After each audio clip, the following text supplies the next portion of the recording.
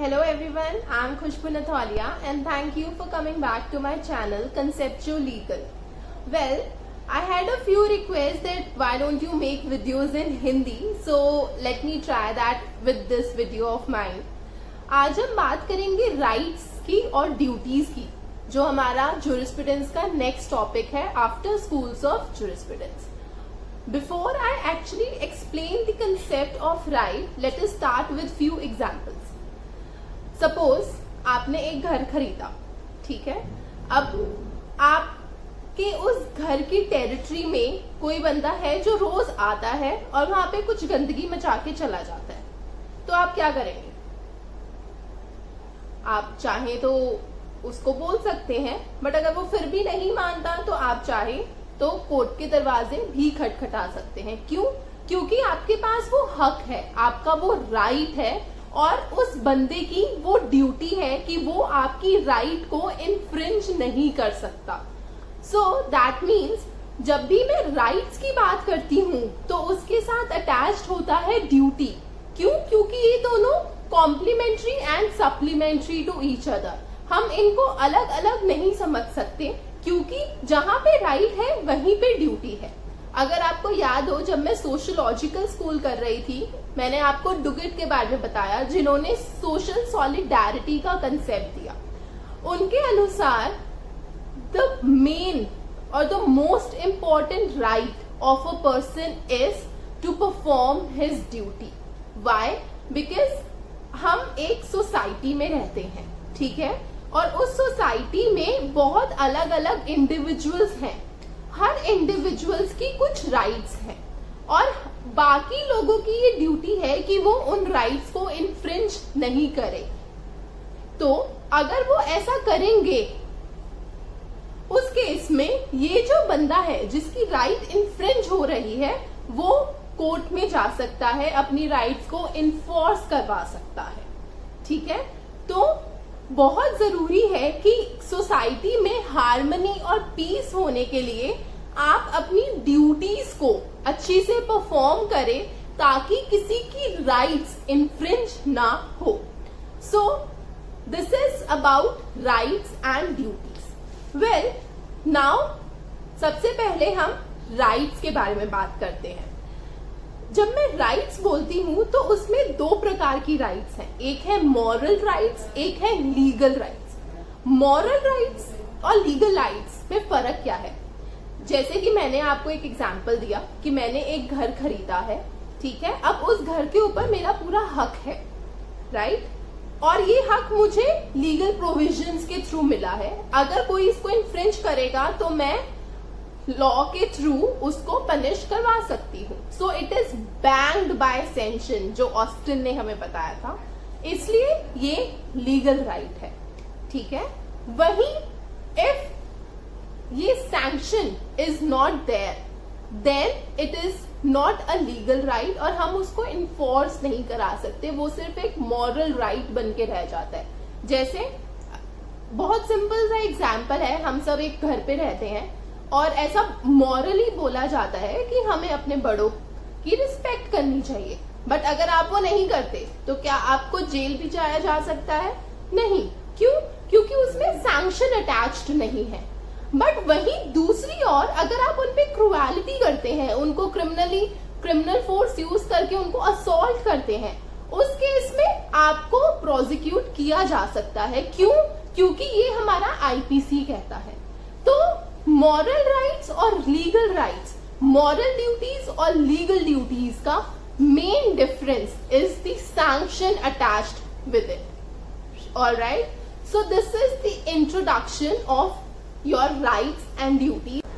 तो अगर हम ऑर्डिनरी सेंस में बोले तो राइट इज समथिंग, वो एक्शंस आपके जो आप एक सर्टेन टेरिटरी में करने के हकदार हैं, और लीगल सेंस में वो एक्शंस जो आपको लॉ करने का हक देता है, चाहे वो आपकी फंडामेंटल राइट्स हो, चाहे वो आपकी लीगल राइट्स हो, आपकी कॉन्स्टिट्यूशनल राइट्स हो.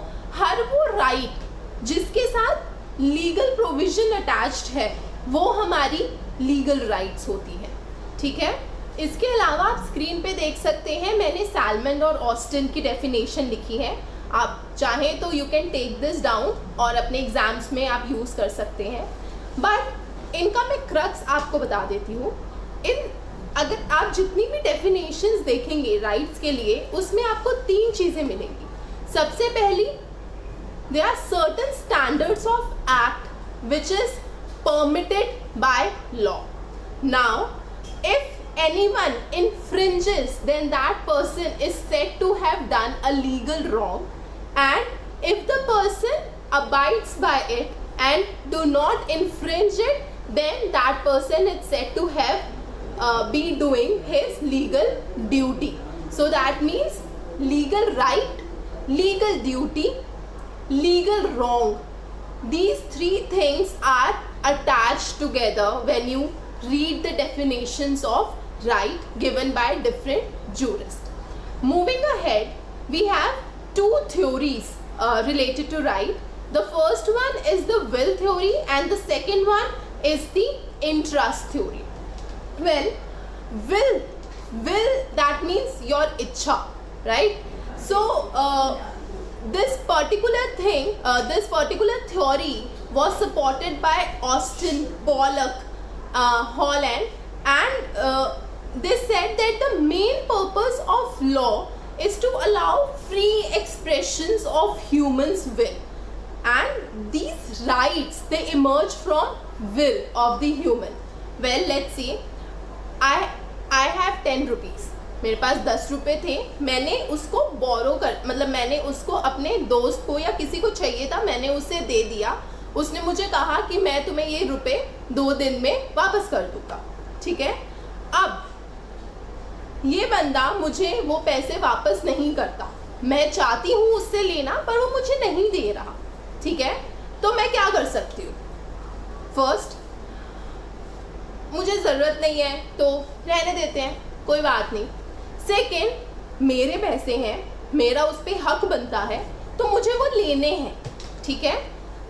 तो यहाँ पे 2 चीज़ों की बात हो रही है। एक होता है मेरी इच्छा, मैं चाहती हूँ लेना या मैं नहीं चाहती हूँ लेना, और दूसरा है मेरा हक, मेरा इंटरेस्ट, मेरी राइट उसके ऊपर। यहाँ पे जब मैं अपनी इच्छा की बात करती हूँ, ठीक है, तो उसको डुगिट ने कहा कि ये एक एंटी सोशल एलिमेंट है, राइट। क्यों?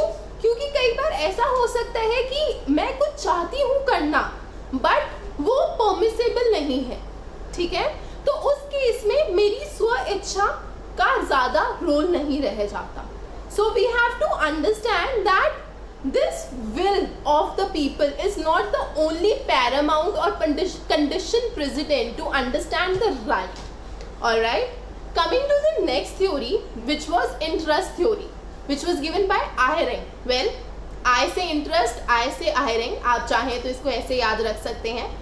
This interest theory, इसमें उन्होंने कहा कि हर आदमी, हर सोसाइटी में जो इंडिविजुअल्स रहते हैं उनके इंटरेस्ट होते हैं, चाहे वो इंडिविजुअल इंटरेस्ट है या कॉमन या जनरल इंटरेस्ट है, ठीक है।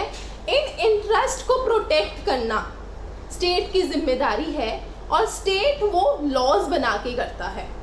अब उस लॉ से वो इंडिविजुअल इंटरेस्ट को प्रोटेक्ट कर रहा है या जनरल इंटरेस्ट को प्रोटेक्ट कर रहा है, वो डिपेंड करता है। That depends on the enactment of the law. So this was what said bye Eyring, who gave this interest theory, right? Now, both these theories were clubbed together by C.K. Allen, who said that it is not only the interest or the will, but it is both of them together which helps us to understand right in the best possible manner. तो ये थी हमारी 2 theories of right. अब हम जल्दी से major elements या characteristics of right समझते हैं एक एग्जाम्पल के थ्रू। एक बायर है जो एक सेलर से उसका घर प्रॉपर्टी डीड के थ्रू लेना चाहता है। इस पूरे सेंटेंस में हमारे पास 4 चीज़ें हैं। एक सेलर जो ड्यूटी बाउंड है अपना घर देने के लिए, एक बायर जिसके पास राइट है उस फ्लैट को खरीदने का, एक the object which is your flat जिसके मतलब जिसका लेना देना हो रहा है, और फाइनली द सेल डीड जिसके थ्रू ये टाइटल ट्रांसफर हो रहा है। तो ये जो बायर है ये सब्जेक्ट है क्योंकि इसके ऊपर राइट है, he is the person of inherence of right. जो फ्लैट है वो हमारा सब्सटेंस है या कंटेंट है जिसके ऊपर राइट एक्सरसाइज किया जाएगा। जो अनदर पर्सन मतलब जो सेलर है वो हमारा ऑब्जेक्ट है जो कि ड्यूटी बाउंड है उस प्रॉपर्टी को, उस फ्लैट को डिलीवर करने के लिए। और फाइनली सेल डीड जो कि हमारा टाइटल है जिसके थ्रू ये पूरा लेना देना किया जाएगा। सो ये हमारे 4 मेजर एलिमेंट्स या कैरेक्टरिस्टिक्स ऑफ राइट है, subject, content, object and title. Now coming to the final topic for rights which is the kinds of right. The first kind is antecedent and remedial right. Well, example, वापस से example के through समझते हैं। कोई भी मुझे defame नहीं कर सकता, ठीक है, वो मेरी एंटीसीडेंट राइट है। वो राइट किसी और चीज के ऊपर निर्भर नहीं है, मुझे लॉ ने दिया है, ठीक है, आईपीसी में लिखा है, टॉर्ट्स में लिखा है कि डिफेमेशन नहीं हो सकता। बट अगर कोई मुझे डिफेम करेगा तो वो लायबल होगा मुझे रेमेडिफाई करने के लिए, कंपनसेशन देने के लिए।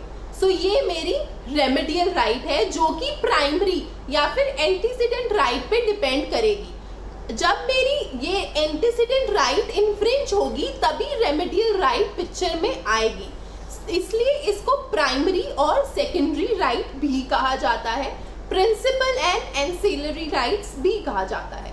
The next is right in rem and the right in personam. Right in rem मतलब जो हमें पूरे वर्ल्ड के या वर्ल्ड के ऊपर या पूरे स्टेट पे एप्लीकेबल है, which is available against the whole state, and right in personam which is available against a person, जो हम किसी एक पर्टिकुलर व्यक्ति के ऊपर ही एम्फसाइज कर सकते हैं। जैसे आपके कॉन्ट्रैक्ट एक्ट हैं, आपके मैट्रिमोनियल लॉज हैं, वो राइट इन पर्सोनम है। वैसे ही सिमिलरली आपका जो क्रिमिनल लॉ है that is right in rem, जो available against the whole state. Next is perfect and imperfect right. Sorry, perfect right जिसके साथ एक कॉरेस्पॉन्डिंग ड्यूटी अटैच्ड है, और इम्परफेक्ट राइट जिसके साथ कॉरेस्पॉन्डिंग ड्यूटी अटैच्ड नहीं है। परफेक्ट राइट को आप लॉ के थ्रू इन्फोर्स करवा सकते हैं। जैसे एक चेक है वो बाउंस हो गया, ठीक है, तो मैं नेगोशिएबल इंस्ट्रूमेंट एक्ट के तहत उस चेक बाउंस के लिए केस डाल सकती हूँ और कॉम्पनसेशन ले सकती हूँ।